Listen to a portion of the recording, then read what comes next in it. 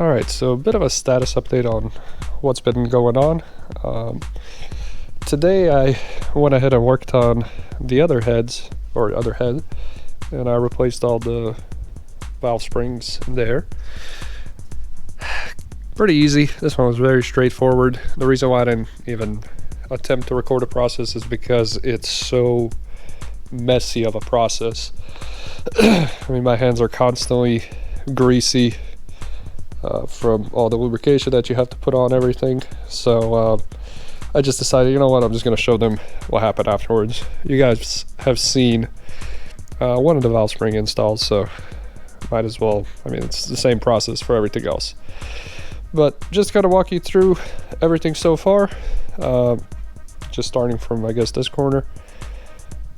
Heads, pretty much done with what I wanted to do. Replaced spark plugs, and I also replaced the valve springs. The valve covers have been painted. All the valve cover bolts have been cleaned. The harmonic balancer has been painted.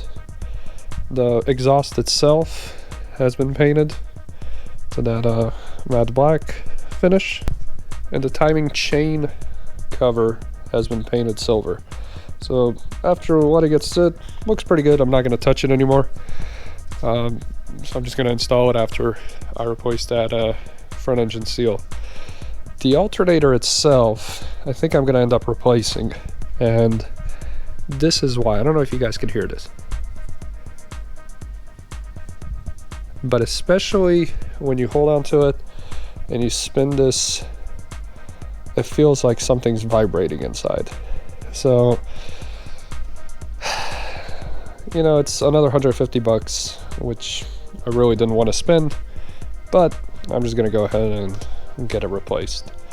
But the only other part that I have to finish, and hopefully get it done today, is the alternator bracket. And as soon as I get that done, then take off the remainder of the exhaust, which is that portion, and then start installing stuff. Can't wait. Okay, let's get this exhaust removed. So, going underneath the car, first thing, we're gonna have to get the oxygen sensors removed. So what I found out is you could just use a 7/8 wrench, go around it, and then break it loose, and then just unscrew it. Now that we have both of the oxygen sensors loose, I think what I'm gonna do is disconnect the rear portion right there and right there. Okay, so these are just two 15mm bolts, and I'm gonna get those loose, and then those as well. Okay, so first two bolts are out. This is pretty flimsy over here, so just gotta be careful. Okay, second set of bolts has been removed. Let's move up front, basically right in front of the transmission. So now that we're back underneath the car, we're gonna follow that pipe to about right there and get those two bolts removed.